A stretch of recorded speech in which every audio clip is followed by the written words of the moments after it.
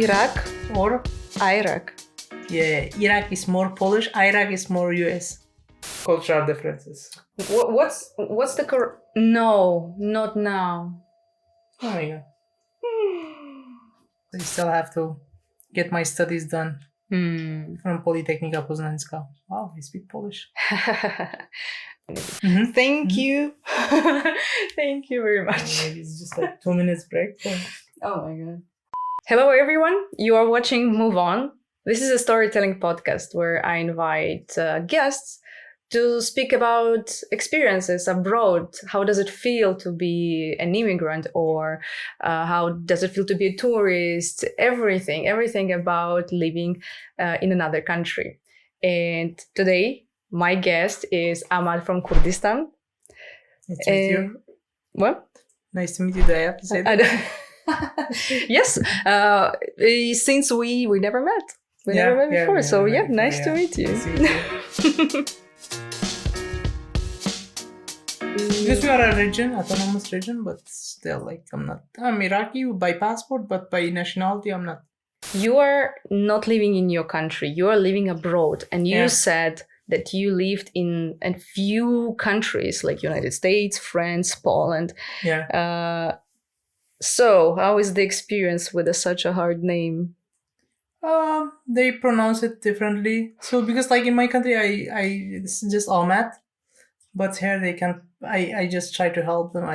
It's like English is the English version is Ahmad.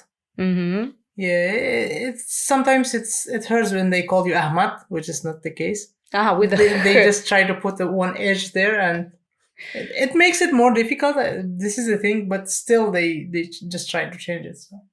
It hurts sometimes, but but like generally it's okay so far. I am so lucky that I have very international name. Yeah, it is. It's in every country, even though they can change it and spoil it, and they try their best, but they cannot like even simple thing as Maria. Yeah, Maria. So many versions, not that many, but how do you pronounce it in Russian? Yeah, Maria. Oh, okay, so yeah, so they only can play with R, depending on the countries, right? This here they keep calling me Maria. Pani Maria. Yes. So different accent. Maria, so you speak Polish. I mean, that's how my landlord speaks to me. But in my language, it's Masha. In Russian, it's Masha, which I don't like. And fortunately, only ex-USSR countries call me that way, not the rest of the world. Ioanna, they call it Asha, or they have these sort of things. Yes, I don't remember examples, but they call it differently, like totally different. We don't have that one as well. For me, it's just like they have Adam here, but because it's almost the same. Like Adam is more international. I wanted to have Adam here because Adam is more international, and you have it everywhere. So just like your name. Because Adam we have in my country, it's Adam. Here is Adam. USA is Adam. UK is Adam. So, but Ahmad, because they assume that this is Middle Eastern name, so they assume that this is Ahmad.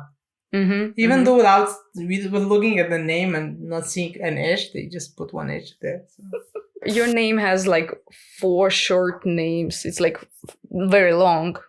Yeah, because it's my name, my father's name, my grandfather's name. This is the case. It's just 3. What's the 4th one? The 4th one is just surname. Oh, like this. Yeah. But for example, when we come to Europe, they write down my name and surname. That's it. Yes. Same for me, because in Russia we have your name, father's name, and family name. Yes. So for women is the same. The thing is, the interesting thing about women, they don't change their names after marriage. So it remains the same forever. Yeah, and they don't even have possibility to change their names. Even if they want? If they want, I don't know. But they don't even know that such a thing exists. Sorry. Yeah, because it was always the case that they have their own name. So, because I get this question all the time here, because when you go somewhere, like to some offices and stuff like that, what's your mother's name after she got married? For us, it's the same. Yes. Yeah, so we don't have that problem to think about it. What was her name before and what is it now? In Russia, it became a choice. I think here is also you can do it. You can change it if you want. You can keep it if you can keep yours, or you can add slash. Yes. Here, slash even man can take woman's name. Yes, it's also possible. Yeah. I have a very simple last name, so if I would ever meet a guy with a complicated last name, I would offer take mine. Yeah. Even though it's very Russian, it's SEROVA, and every time it's OVA or OV, it's very Russian. But it's easy to spell, like zero hassle with the documents, hard to spell. Like you write it how you heard it, how you hear it. Exactly. Yeah. Awesome. This is the case. How many languages do you speak? Kurdish, Arabic, English, Polish. I cannot say that I speak, but basics. And what was the reason for you to learn? Actually, Kurdish, Arabic, and English. Arabic I learned because I was reading, and I just learned because there were many sources and stuff like that. And English, it's English. And Kurdish as well is mother tongue. You? What do you speak? Russian, English. And that's it. But Polish, like you don't speak? It's really good. Yes. To find someone who will like arrive in your time and don't speak it. I feel good, It's I feel good because like all the time when I try to explain to people that when I tell them that they don't speak Polish, they are really surprised. But come on, I never learned, like I never need it because all the people that I work with speak English. So exactly. But for example, like my uncle, he speaks like natively Polish because he was here from 66 to 1989. Okay. He was living in Poland, and now he's back to my country, and now he speaks Polish. He uses it only with his kids.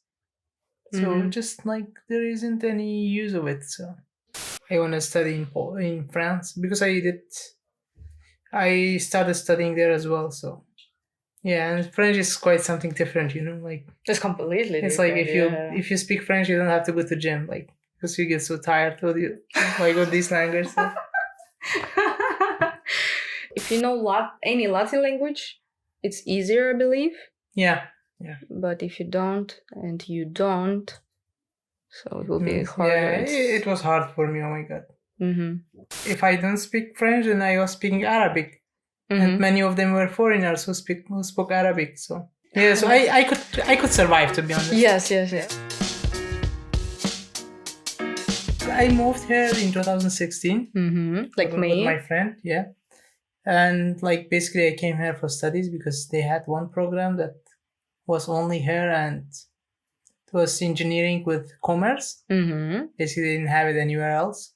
Of course, I tried different countries, but they kept rejecting my application. Okay. But the main goal to come here, it was because it was something different, and not many people came here. And like in that time, like in my country, not many people knew that there is a country called Poland. To be honest, yeah. And that's awesome. Yeah. Wow. Yeah, I love it. I finished my bachelor, now doing masters, and I'm working. And so you came here because you wanted to get a degree? Not really, because like my country, when I was studying there, I was studying in American university. It was a good one, and I was good with my studies, but it was more about seeing the world and getting the opportunity to travel and see Europe more. Yeah, so it was not only for the degree. It was more for like self-development experiences. Okay, so where have you been? I've been to Europe, like almost the whole Europe. Like I still have to do Estonia and Latvia and Finland. Rest I have been. And wow. UK I've been. US I have been. That's it. Okay. And in the Middle East, did you travel there? Yeah, I've been to Syria, Turkey, Iran. I've been. Yeah. Yeah, that's pretty much it. Okay, Yeah. it's still cool. Wow, I've been only in Turkey. Your country, is it like historically, architecturally beautiful? It is actually, yeah, because we are almost the oldest people living there. Because if you look at the history, you can uh, like 3,000, 4,000 before the era, Before the Common Era. There are they existed there. So the architecture, the oldest one, we have it from 1,000 years ago, something like that. If I'm not wrong, it's really beautiful because because it's Iraq, it's Kurdistan, and my area is the mountain area, not the desert area. Oh, so it's so it's very balanced. It's really balanced, and we have 4 seasons. Really? Yeah, so you're welcome to taste the sun there if you want. Poland, I really love Poland, because it is you feel comfortable. And for example, Poznan, you can do many tasks in one day, and this is basically not possible in different places. Even in Warsaw, it's not possible. If you go to Warsaw, you can do 1 task per day. That's max because it's so big. Even when I was in UK as well, you couldn't do anything more than you couldn't achieve more than 1 task in one day. But in Poland, especially in Poznan, you can do more than 2-3 things in one day, which is really good. And life is in harmony. And there are 3 things that I really love about Poland. Transportation system, internet, and I forgot the third one. No, it's banking system. Just kidding. What I like here in Poland and that things are going online. Yeah. And many things you can fix just by opening your laptop, including banking, as you said. Documents, I don't know, many shopping, groceries. And this stuff you don't see it anywhere. Exactly. For example, even in US, it was they are still writing checks, to be honest. Wow. In the banking and stuff like that, but in Poland, really, the banking system is great. Yes, it is. And internet is okay. Transportation, you can go everywhere. I had a car in Poland, in Poznan, and then for 2 weeks I didn't even use it. Just imagine, because it wasn't making any sense. Did you sell the car? I sold it. No, actually, I didn't sell it. I traveled back. I traveled with the car to my country. And I went through Italy, to be honest. Your country, so your place. Or your dream place. Okay. And then we went. It's not on your way. How did you do that? No, it's we went from here to Czech Republic. Okay. From Czech Republic to Austria. From Austria to Italy. From Italy, we took a ship to Greece. Got it. By car. Okay. Then from Greece to Turkey to Kurdistan. Yeah. That's wow. Yeah, and just left my car there. So it sounds and then like we came by car as well, by different car, but it was it was to Turkey to Serbia, to Bulgaria, then to Budapest, to Hungary, and then to Poland. Wow! And how long does it take? When we went, it took us 6 days. But when we came, it was 2-3 days. Oh wow! You was really I want to go there. We were in hurry, and the other fact was because when we were going, it was just a vacation. We went to Italy and stuff like that, to Venice. So you stayed in places, right? Yeah. Okay. Yeah, that's why it took us a long time. It was 4,400 kilometers, but it was nice because you are free to go, no scheduler or something like this. No schedule, nothing. Yeah. You can just play with the dates and stay somewhere. If you are tired, you can just go to a hotel and stay there, or stay in the car. So okay, did you ever stay in a car during that trip? Yeah. Yeah, wow. Because you couldn't find a place to stay, or just because sometimes you are in the middle of nowhere, so you have to. And we were using the booking.com. It was popular even now, but back then it was Airbnb wasn't that popular. You didn't have many options in 2017. Really? Than now. Comparing with now. Okay. And the fact was because with Booking.com you always deal with the hotels and places, but with Airbnb sometimes you deal with people who doesn't speak English and stuff like that. Yeah, I've been there. Also, yeah. So when I was in Spain, I had this problem. Yeah, it was when I traveled to Spain.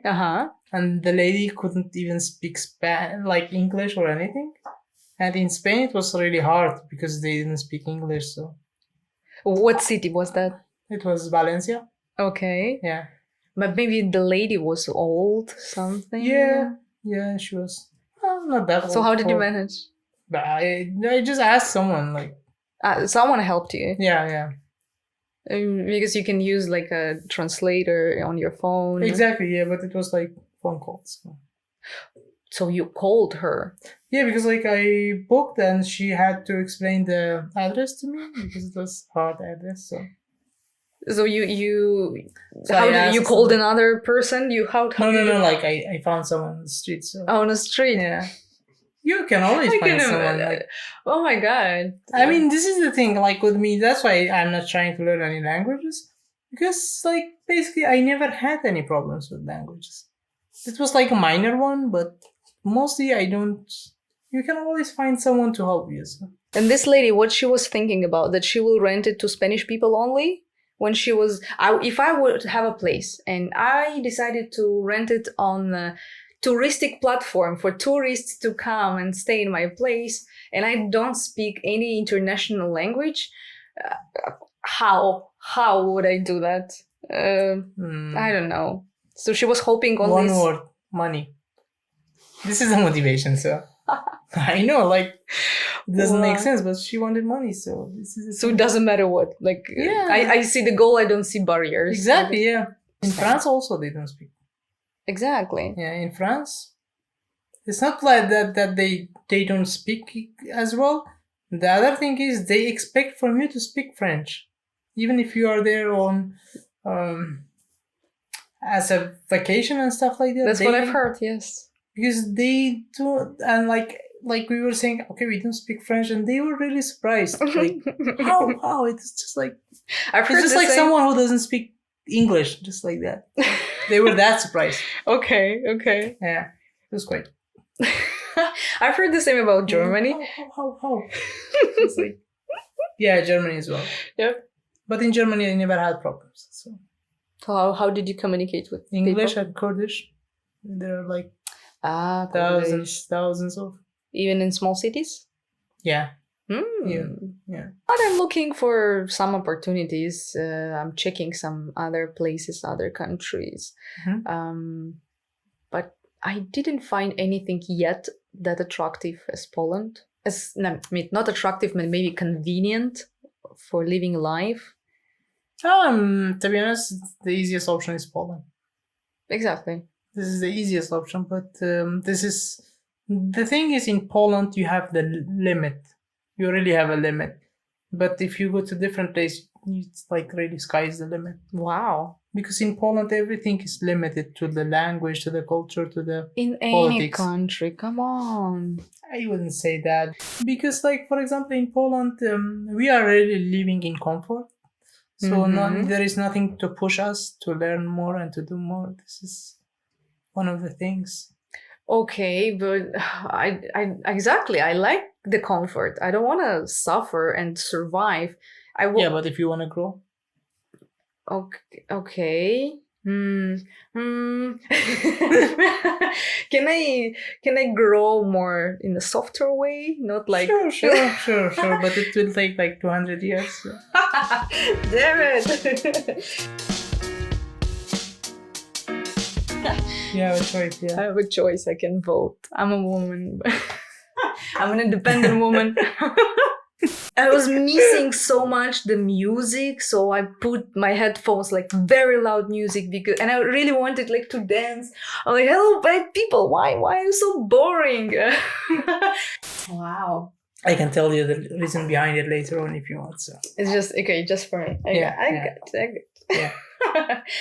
Have you ever experienced cultural shock? You're from Middle East. You should experience cultural shock. Like it was because like religion. We are different religion. So this is one thing, and the other thing is, in my country, many women doesn't work, and here like more women work. No way. Yeah. How's that? No. It's good, right? You can move there. I love to work. Yeah, I also love to work. So, but this is the way how it is. But is it like obligatory not to work there? No, but by it's choice. optional, by okay. choice. Okay. So. But the other thing is like the weather was really difficult for me, because like we have -10, but it's like only 2-3 days, let's say, in the year. But here we had like -15 when I came. Yeah, for 3 months. It was really hard for me to survive. But now I'm used to it, and the people as well. It was like difficult because like we are more loud, we are louder, and we are more social. And here they are more quiet, to be honest. When you go somewhere, they are just like... Okay. For example, if you go to tram station, you see like people are not even talking. When someone is even on the phone, it's something that everybody is looking at. And if you compare to anywhere, they are really quiet. So I mean, yes, they are. They're very reserved, and I didn't feel big difference when I came. So I think they're very similar to Russians in terms of behaving. Yeah. So for me, it was okay. But yeah, that's fun that you're saying about being not that loud. Now I'm trying to think about tram stations. Like, no, they're fine. They're really quiet and. But if, for example, I was in States and everybody was like, they were like loud. Like, for example, one day I asked my friend, how can I be more American, and speak more like American? He told me, you have to be loud. And I started speaking loudly, and I was more American than before. Wow. Yeah, because they're really loud and excited all the time. And But in Europe, do you see like Eastern part is more quiet or? No, definitely. So like West is like loud. This part is more quiet than. Okay, so maybe I don't know, history. Because history, and the other thing is, mixture. Like you don't see many foreigners here, so you don't have different cultures. So it's easy to see that they are quiet, but in different places they have different cultures, and maybe it's from different culture, not from the other place as well in the other part of the Europe. I think that's what I'm lacking of here, is people with a lot of emotions that can share emotions, be loud and fun, and I don't know. This is one point that I'm missing as well. Yeah. For example, sometimes you'll say a joke and then the other person no response. You don't know if like your joke wasn't funny or he just didn't get it. So oh my god, really? Yeah. So like small talks. Yeah, small talks doesn't exist here. Doesn't exist. If you're talking with someone like small talks, for example, in the tram, not only that person is looking at you, everybody's looking at you and saying, "Okay, what's going on with this guy?" Yes. It would be a gain for me. They call it creepy here. Yeah, it is creepy. Like, what do you want from me? Yeah. Like, I have, mind your own business, man. I can adjust myself, but not relate much. I mean, for example, I need my privacy. But the other thing is, I also want to be crazy. Like, be loud, speak, talk, small talks, and everything like that. This is the thing that we miss, because there's like one Kurdish family here, and they really miss this aspect of the life, because he has 2 kids and wife, and they don't have anyone to visit. So and the international community is really small in Poznan. Not really small, but it's getting bigger. But if you can say like 2 years ago, it was yes. And now lack of students, because majority of them. Like, the thing is, you cannot say that students are international community here. Because I think that's the majority in the international community. This is the majority, but the thing is, and students, they are busy with their studies. But I'm talking about the people who came here to work and live here who speaks English. Oh, okay. There's very few people. Really few. Really few people. Yeah, that's why I was telling you, like, the Polish structure and market, everything is different.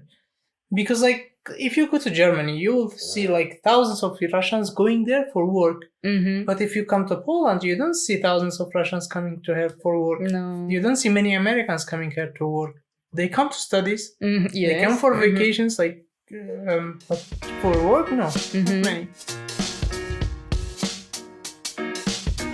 So you are a social entrepreneur. Yes. Teach me how to make money with my podcast. Okay.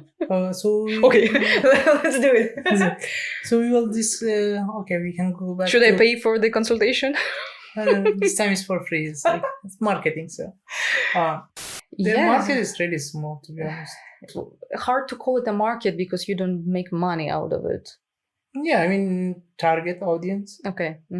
Sorry, I put market in front of every word. So Yes. yeah, this is a business. So the thing is, I started my first business when I was I was studying in my second year of staying in Poland. I started my business in educational services, and we started with zero money, and we had a turnover of $20,000. Oh wow! Per 2 years, and then we went bankrupt. And then I started in 2019. I started a different business. Yeah, it was back in Kurdistan? No, here in Poland. In Poland? Yeah. Okay. Yeah, but now we are doing well, and we are social enterprise. So we care about environment and agriculture and stuff like that. Worldwide, or like specifically Europe? Or we are producing in Poland, but we are exporting to different countries. Yeah, but the stuff that we are solving the problems for farmers has, and this is one, and the other businesses that we are helping entrepreneurs to start their businesses and help them to get familiarized with the Polish companies and how to do the business in Poland and stuff like that. It's like nowadays the trend is to not only care about making money, but also care about the environment and stuff like that. Okay. So good. we care about the environment and do the products that help reduce the waste and help the farmers to solve the problems and stuff like that. Yeah. But it's a good trend. It's a good one. Yeah. I would love to eventually work in like company that connected to environment things. Yeah, but I feel good about myself. Exactly, and in Poland it's quite young, this sector. Okay. It's really like young, and even entrepreneurship in Poland is young because I never met anyone who is in my age and has a company. But like in UK and US, it's really like it's already a thing. It's really a thing. Wow. Yeah. Okay. For example, in France you see a lot of entrepreneurs, but in Poland you don't see many. So maybe there is a bigger reason, there are many reasons actually. Culturally, the openness to change. Okay. It's smaller than in the other countries, and the risk of losing money. This is the second thing, and the third one is these corporations. They are aiming to have a job at corporation, and because doing the job is much easier than doing the business. Of course. Because if you do the business, it's just like you have to work, like you have to take your work home. But if you are doing a job, you can just get it done at 5 and that's it. You don't have to worry about it till next day. Yes. Yeah, but for business, you can go bankrupt at any moment. This is the thing. But if you make money, it's a big stress. Yes. Yeah. Then you make it. So doing business in Poland is the hardest. Compared to what? Like rules and regulations, they are not that developed for entrepreneurs because it's not like the oldest country in Europe, and the rules are not very, very, very. They are not oriented with the entrepreneurship. They are mostly oriented with employees and stuff like that. But with entrepreneurship, it's still new. Okay. And the market, you have to speak Polish. This is the thing. If you don't speak Polish, because there are 3 categories of the companies in Poland. Big companies who doesn't care about entrepreneurs because they are so big, they don't care. They have big clients, and there is one here which is like the smallest size of the company, which is like they are mostly like farmers and small companies, small shops and stuff like that. And They want to make money, but they don't speak Polish. Oh, sorry, they don't speak English. Oh, okay. So it's difficult for us as foreigners to deal with them. And so it remains only this one, like 33% of the market, which is like the medium-sized companies who are like family businesses and the people who speaks English really well. Okay. So only these are doing the business with you. So your market is already like very limited. It's really limited. Yeah. Very limited. I think this is a stereotype, but people in the Middle East, they are, I don't know, business oriented. I don't know how I don't know why, but they're so good at sales, at thinking more business wise, rather than, I don't know. I have Russian, for example. The thing is about this is a good question actually.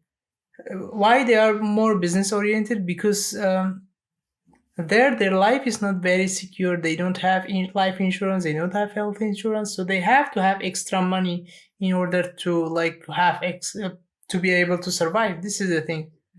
That's why they think that the job is not the solution, but the business is the solution. Wow. Yeah, that's okay. It's quite open-minded thing. Okay. This is one point, and the other point is they don't have many big corporations, because the thing about corporations is they make you stay with them. How they make you stay with them? They give you bonuses, they give you shares and stuff like that.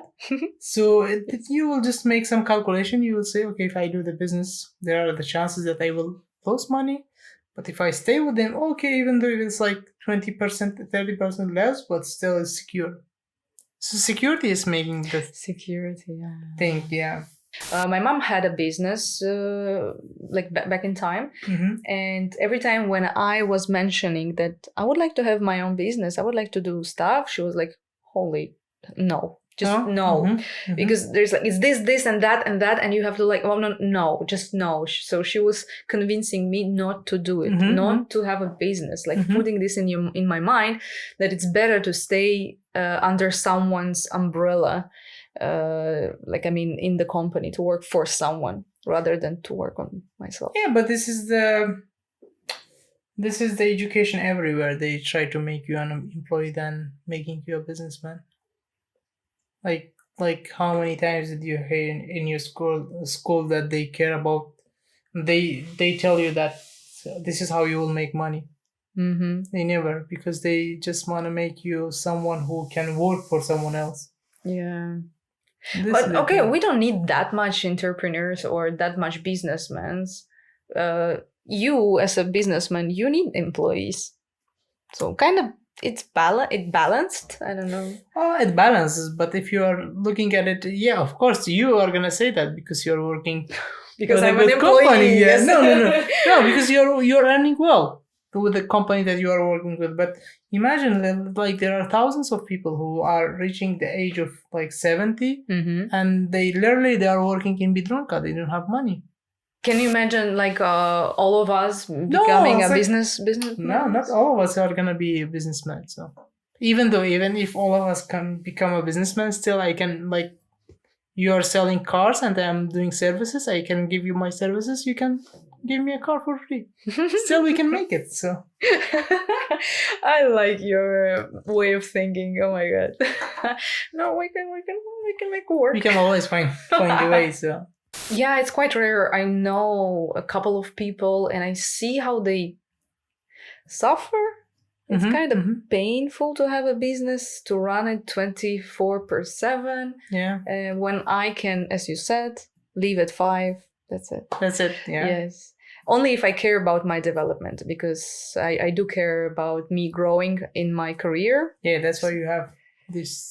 Including this project. So I'm learning new skills, new stuff, because I am interested. But being an employee, there's also a ceiling in terms of how much money I can make. Yeah. But when you're a businessman, you can do like, there's no, like, sky's the limit. Sky's the limit, yeah. The other thing is, it depends everything on you. I was reading some reports, like, for example, in United States, it's like from 2009 till now, the wages are the same, but the stuff are getting more expensive. So just imagine thinking that way. Yeah. It's going crazy, but we don't notice. But I hope with this epidemic, it's not gonna be really bad, because thousands of people lost their jobs, and it's really gonna affect the market. We can discuss this one, how go ahead. epidemic can... Exactly. It's a good point. It's a good point, and I think it's a worldwide thing. Yeah, and the thing is, like now, it's really good that you are thinking about learning more about different skills, because it's really gonna be hard to get a job nowadays. Because, like, for example, if let's say I'm an entrepreneur and I'm a business person, and before, if I wanted 10 employees, now I need only 2 employees. Before, when I was working, I didn't know that I can hire an employee on hour basis. I didn't know that such a thing as an online meeting and online business doing exist, because now I know that. So instead of hiring someone who is like hiring 10 people, I will hire only 2 people who work for me only, let's say, 5 hours per week. And I can pay them even less, because in that case, I will hire them as a temporary contract, not as a full-time contract. Okay. It's gonna be really hard, on business and everything. Temporary contracts. Yeah. So everything is gonna be part-time. Like, most of the stuff are gonna be part-time. So it goes there. This is the way that it goes. World is going that direction. Yes, because as a business person, people, they mostly care, at the end, they care about making money. This is the thing. Yes. And they will see, like, which way is more efficient, to hire someone who will work full-time, and if I don't even need it, or to hire someone who is part-time and I can just... Because, and in this case, it's going even worse, because, like, for example, they see that there are like 1,000 people who doesn't have a job, so he can even announce like the salary that's even below the part-time job, and still people are gonna be willing to take it, because there are many people who are unemployed. Yeah, and many jobs are gonna go away, like forever maybe. The thing is, like, for example, the hairdressers. Like in Middle East, hairdresser is something that's like, how can I put it? It's really like forever. It's really primary. Primary, okay. It's like doesn't matter. Friends. Nuclear war, I need a hairdresser. Exactly, yeah. Hairdresser. It's like in 2 weeks you have to go to hairdresser. As a guy, especially. Not even girl, like guy. But now with this epidemic, everyone, they were staying home for months. And for example, I have a brother, he can just cut my hair and that's it. Like, oh, so you are saying that people have learned. Yeah. Oh. So they will not go to these places. And it happened. It already in Germany, it happened. They opened the hairdressers. And I called. So this was my assumption. I was telling to my friend who was a hairdresser.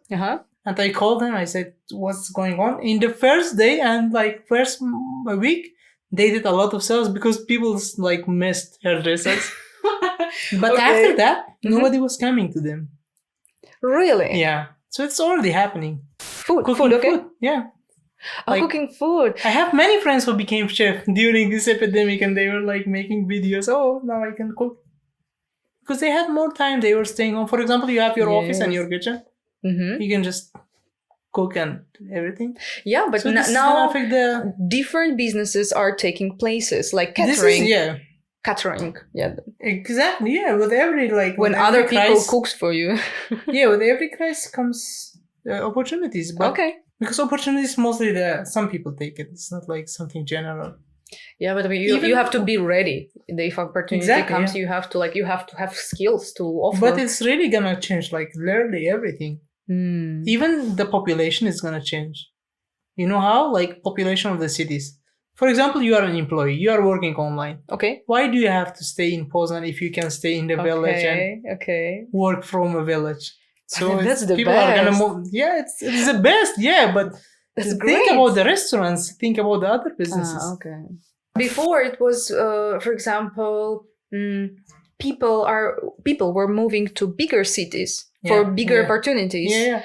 That's why I left my small city where I have studied. When I finished, I saw like I cannot be a designer here. No opportunities, zero. Or have to give up on my, ambitions and took a semi-designer job. I don't know, whatever. So I left for Moscow and everyone did it. There's like 12 millions of people in Moscow. See, just imagine. Only registered.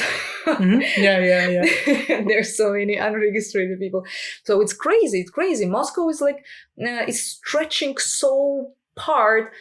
And I know that many people would love to live not among smoke and stone buildings. They want nature. For example, in Italy, do you know that there is a program that you can buy a building for €1?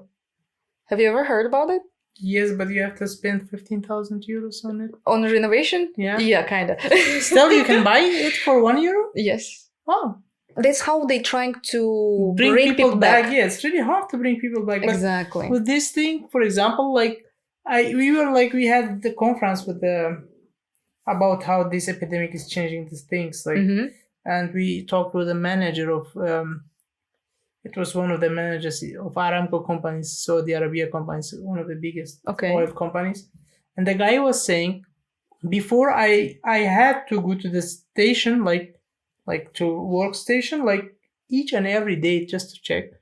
But since the epidemic, I have gone only once in 6 months. Just imagine how it's changing everything. Yeah, there are nowadays some other concepts are appearing. Workation, have you heard of it? No, what's that? Workation is something that, for example, you have a place here, but since your work is online, so you go, for example, to Gdansk to live there 1 week, and then to a different country to live there 1 week, because you have to work till 4 and then you have your free day to travel. It's just like the concept of living nowhere but living everywhere. So like a freelancer. It's just like why they need a different name, workation. It's like vacation but work. But this is a different name for it. But for this epidemic. For the epidemic. Okay. It's gonna change almost everything. You have to be ready more. I would love to move to some deep Italian village. Yeah. Oh my God, the nature, sea, beautiful. You can do your job. You can. Oh my God, it's amazing. Cities will be populated again, and someone will open a cafeteria. Someone will open a restaurant for us who are there. Yeah. Oh my God, that would be so cool. Thousands of people are gonna be jobless. Yeah. Thousands of people, oh my God, and it's really gonna be hard, because even before it wasn't easy to find a job. Before COVID, just imagine after COVID. This is one factor, and the other factor is technology. Technology also is